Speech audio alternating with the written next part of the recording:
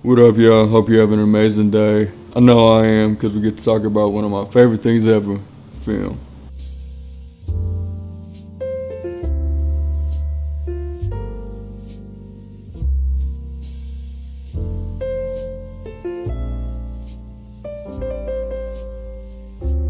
About a year ago, I had the opportunity to shoot something on film for the first time, which this is my first time even being in the same room as motion picture film, let alone to be shooting it. And during my time in prep, I had a lot of questions, a lot of things I was trying to figure out. So my goal for this video is pretty much to make a comprehensive, or at least somewhat comprehensive video on film, exposuring, metering, lensing, all of those things that I had no idea what I was doing. So hopefully for you, I can make it a little bit more easy. Fortunately for me, I know a good amount of people who shoot on film a lot, so I was able to reach out to them and pick their brain. People like Chris Liu, Kai Zarnowski. But in case you don't have access to people like that, I'm hoping I can share what I learned with you. So I want to structure this video by doing the big picture differences of film versus digital, and then kind of going back and looking at specific scenes, meterings, how I exposed and lit different scenes, so that way you can kind of get a picture of what it was like to be me for those 2 days on set. First, let's talk camera and lenses. You might be thinking, why does camera matter if you're shooting the same film stock through the cameras? Well, each camera is going to interact differently with the film itself. The main difference is the nicer the camera is, the better looking image you're going to get. I'm not going to try to dive into too much of the technicalities because I'm no camera tech, but my understanding is the better cameras have better mechanics that'll pull the film itself through the gate a little bit smoother and cleaner, thus producing a better looking image. So something like a Bolex, in my opinion, will look closer to an 8mm versus something like a 416 can actually get you closer to 35mm because of the clarity that the camera will kind of allow the film itself to have. The other big difference is the glass you shoot on. With 16, a lot of people will shoot on zooms like the Canon 8-64. Great lens, very versatile. As far as primes go though, probably the three most common you'll see are the Zeiss 16mm super speeds, the Ultra 16s, which are Arri Zeiss, and then Master Primes, which I personally love to look at Master Primes on 16, but unfortunately for this one, we weren't able to get them. Ultra 16s are probably the most common you'll see. They're kind of the golden standard for 16mm. I've heard the super speed 16s kind of have some weird color temp variations and also a little bit more soft. On the topic of lenses, this probably goes without saying, but 16mm is relatively small. It's about half the size of 35mm or super 35, which is like half the size of full frame 35mm VistaVision, large format, whatever you want to call it. Actually, I bet I got a roll right here. Also, Kai, I just saw this. I love you too. This is the roll for my wedding that was shot on 16. Each of these frames is kind of how big your sensor is, so to speak. So it's pretty small comparatively. Oh shit. Oh my gosh.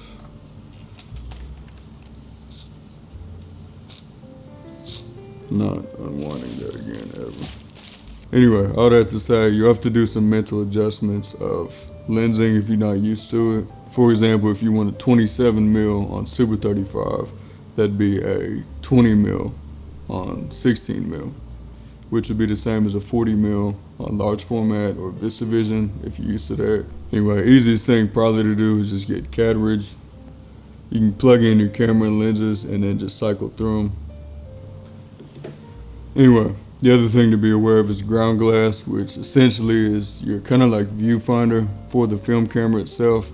It's like a frosted little piece of glass that goes in and gives you different frame lines, shows you where the safety marks are, so to speak, for the camera. So if you're shooting in 4.3, you need a ground glass of 1.33. If you're shooting in 2.35, you need a ground glass of 2.35 to see the widescreen, all of that. Last little minutia thing, which I didn't know, but thankfully my Steadicam op did. Shout out Sam Taylor. You can get light leaks through the viewfinder itself because light can reflect back in and hit the film. So most cameras, you should have a shutter on the viewfinder itself to cut it off.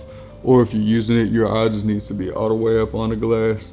That way you don't have any light leaks passing through. But if you have it open, you can essentially flash the entire neg from the backside, which is not ideal.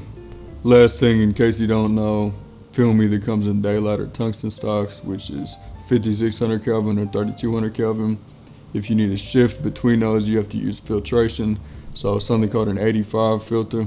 So if you don't want to color correct in post, or you just want to get it more close to on the day, you put actually like an orange or blue filter in the matte box, and that'll kind of do some of the color correction. But one thing to be mindful of is it does lose at least 2/3 of stop. I think some of them can lose up to like a stop or two. So if you're shooting at 500 ASA film stock with an 85 filter in, you need to be rating closer to 320 on your meter.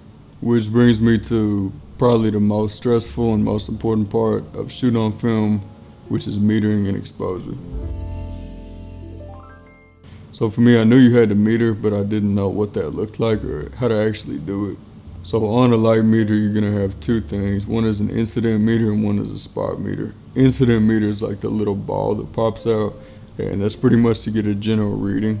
Versus a spot meter is kind of like a looking glass, so you can look at specific parts of the frame to get readings on certain areas versus just general. So for example, if I was gonna take a reading of me sitting right here, I'd get my meter, press the incident button, which is this little ball right here, and then see where the light right here was metering at. So for example, if I took a metering and it said 5.6, the general rule of thumb is that I would set the camera to be about 5.6. Now, where this gets tricky is like we're in right now when you have a high contrast situation. Well, that's when your spot meter comes in handy, which is a little one that you look through with a little eyepiece. So what I would do is take a metering of the brightest and the darkest parts of the frame.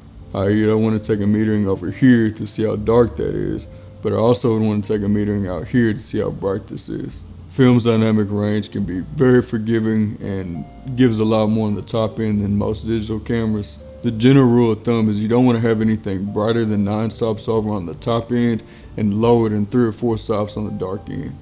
Being under by 3 or 4 stops of whatever you've set the camera to, that's when you start to lose information. And then on the top end, the rule is like 9, but I've seen stuff that's like 10, 11, 12 even stops. You still have detail in the highlights. So that's why people usually overexpose film, is because you have more latitude on the top end than you do on the bottom end. So again, if I took a metering right here and got a 5.6, I would want to at least rate the camera at probably a 4, if not higher, like a 2.8 or 2, because I want to have more light hit the actual film. Because it's not like digital where you can pull some of that back. Whatever you have on the negative, that's it. In this case, you'd either have to overexpose to lighten some of these shadow areas or add more light into them. I'll cover some more specific examples later to help kind of make things a little more clear, because even explaining this is a little bit confusing. But the other way people will meter on exposure is once they get comfortable with a light meter. Some DPs just carry around a digital stills camera and then get a general exposure off that. Once they know the tops and bottoms of the latitude on film, they can just set a general reading and expose from there. I'm definitely not at that level yet. I did have a digital camera with me on set, but I really just used it to check the first setup, and then everything else I just metered. So we'll start easy with exposure with just some DAX work. This one's pretty simple. You just go up with an incident meter, put it where talent is standing, take a reading. This is after the overcast really started to roll in, so it's pretty dark out. I think I read it like a 4. So I'll drop 2 stops of ND in the tray and then set the camera to a 1-3-2 split so I get overexposed by like a half stop. I find for those it's best not to overthink. If you gotta err on the side of overexposing, especially on 16mm, better to throw more light at it and bring it down in post than vice versa. However, in high contrast situations like this one, it's important to make sure you don't lose the top or bottom, so you gotta be a little bit more careful with your math, and you probably can't just take an incident reading and go on. When I took a meter inside the tunnel, it was at a 1.4 or a 2, depending where you were standing. But then when I spot metered the sky, it was at like a 32 or 45, which is a huge difference in stops.